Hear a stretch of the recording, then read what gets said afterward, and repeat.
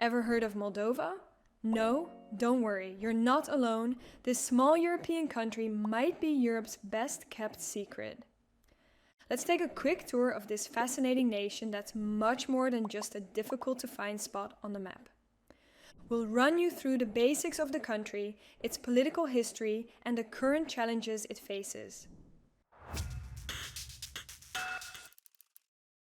With around 2.6 million people, Moldova has fewer residents than Rome's central city area.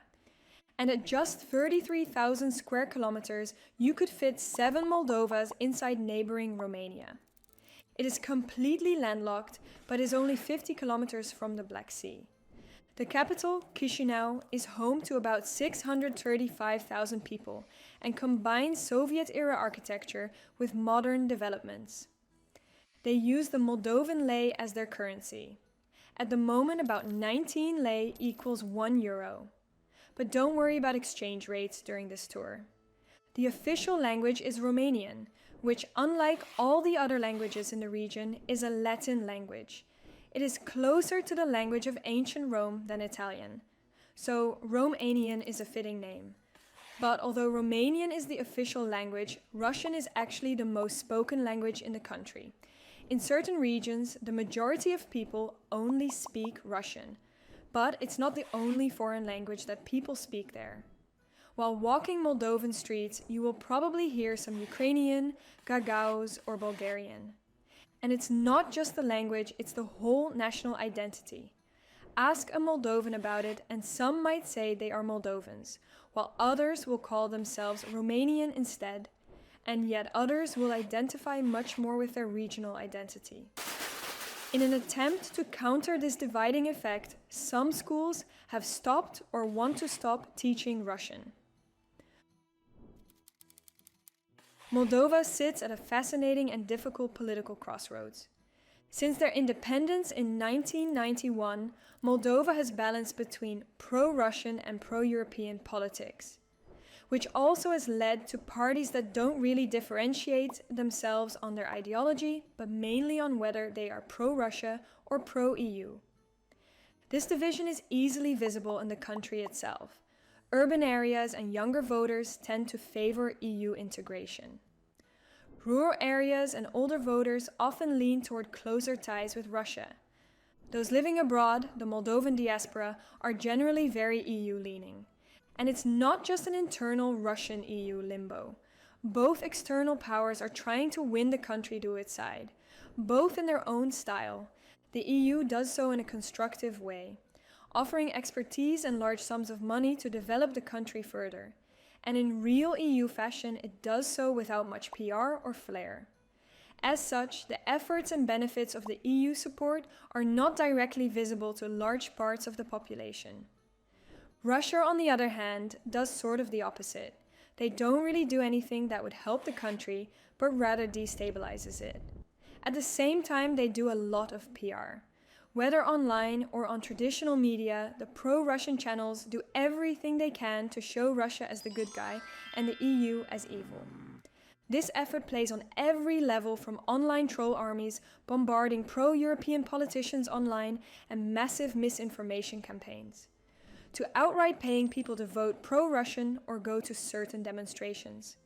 Hundreds of millions of euros are spent yearly by Russia in this small European country.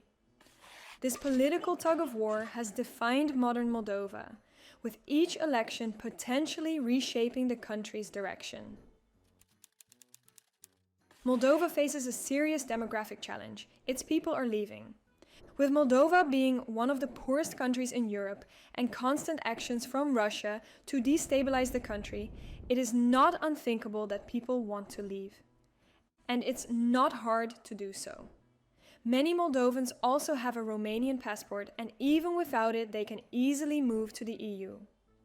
With that combination, the country has lost over a third of its population since 1989, one of the world's highest emigration rates.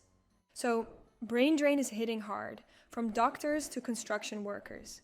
Skilled workers are seeking better opportunities abroad. Through this, Moldovans have created communities in Italy, Romania, Russia, USA, and across Europe. With such a large population abroad, money also flows back to the families back home. These remittances make up about 15% of Moldova's GDP, a double-edged sword that helps families but shows the country's economic vulnerability. But it's not all one-way traffic. More and more we see Moldovans returning home from the diaspora, bringing skills and capital to build businesses at home. But what happens to the children when parents go abroad to provide a good life for their family? As many as 150,000 Moldovan children have at least one parent working abroad, mostly in Western Europe. These children, often nicknamed Viber children after the messaging app they use to stay connected, face unique challenges. Many take on adult roles far too early. The eldest sibling often becomes the caretaker, sacrificing their own childhood while trying to maintain their studies. Others are raised by elderly grandparents who, despite their best efforts, may struggle with the challenges of raising children in a constantly changing world. Moldovan law requires parents to formally register their children's custody before leaving for work abroad. Yet, just under half of children with parents abroad are properly registered with a guardian. While communities try to fill the gap, there are things that only a parent can do. Like many post-Soviet countries, Moldova has faced some struggles since the fall of communism. Corruption has been a major challenge, with corruption being widespread in all parts of society. The good news is that the current government has made some impressive progress on this point. Getting rid of corrupt judges, banning corrupt political parties, and other efforts to clean up the system. Because of this effort, Moldova moved up in the Corruption Perceptions Index from 123rd place in the world to 76 in less than 10 years. Even with that, corruption remains a big challenge. Consequently, trust in the government is generally quite low. Perhaps the most shocking example of the country's corruption is the $1 billion theft in 2014. Not only did it put the country in an economic recession, it also shattered the trust in the system, both at home and abroad, with the oligarch behind the scheme now living in Russia and spending large sums of money to fight those in Moldova that try to bring him and others like him to justice. Another quite clear challenge is that Moldova remains Europe's poorest country, with average monthly salaries around 540 euros.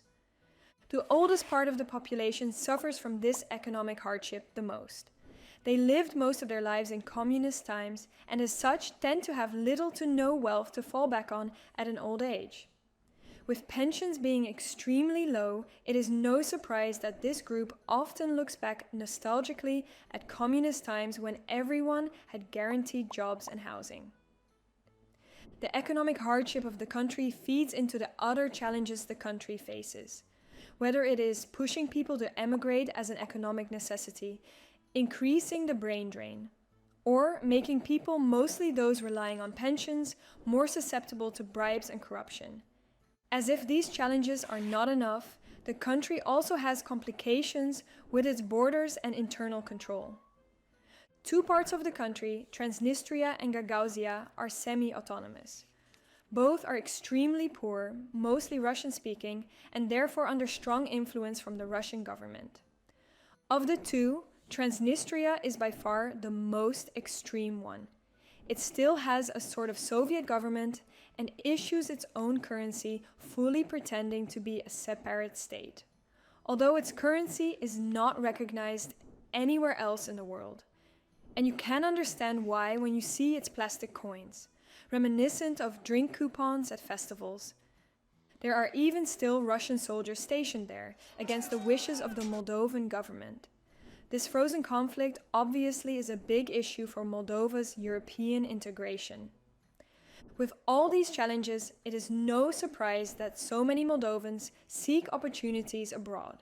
At the same time, it is impressive that people with great opportunities abroad stay in the country, come back, or work from abroad on institutional reform and economic development. For those that do, the EU candidate status is a source of hope. Now for the fun part. Moldova is obsessed with wine. Or better said, they are really proud of their wine. And no wonder. Moldova is one of the world's most wine-dense countries. Mileștimici holds the Guinness World Record for largest wine collection with over 1.5 million bottles in a 200-kilometer underground cellar. Moldova is not only crazy about wine, but also for sunflowers. They're everywhere and produce some of the world's best sunflower oil. Moldova faces a lot of challenges, but at the same time it is turning these challenges into opportunities. For example, the energy dependency issue. Part of the complex relationship with Russia and Transnistria is that the entire country relies on the infrastructure in Transnistria and the raw materials from Russia for all its energy. So the government has actively worked to change this. Here it tackled multiple related challenges by not only working on energy independence, but also the green energy transition with wind and solar energy projects growing. With good language skills and low salaries, the country is gaining traction in the tech outsourcing world, especially in software development and cybersecurity. Many young Moldovans work remotely for Western firms, a modern approach to working abroad without the brain drain disadvantages. Today's Moldova is at a crossroads, looking westward toward the EU while navigating complex relations with neighbors. As an EU candidate country since 2022, Moldova is slowly but surely finding its place in modern Europe. Moldova may be small, but it's full of surprises, from world-class wines to ancient monasteries and warm hospitality. Despite its challenges, Moldova's future lies in the hands of resilient people determined to build a better home and a political arena with little corruption. Then one day, those vibrant children will grow up in a Moldova where parents no longer need to leave to secure their family's future. Want to learn more about Moldova, other countries and challenges? Then please subscribe for more explainers.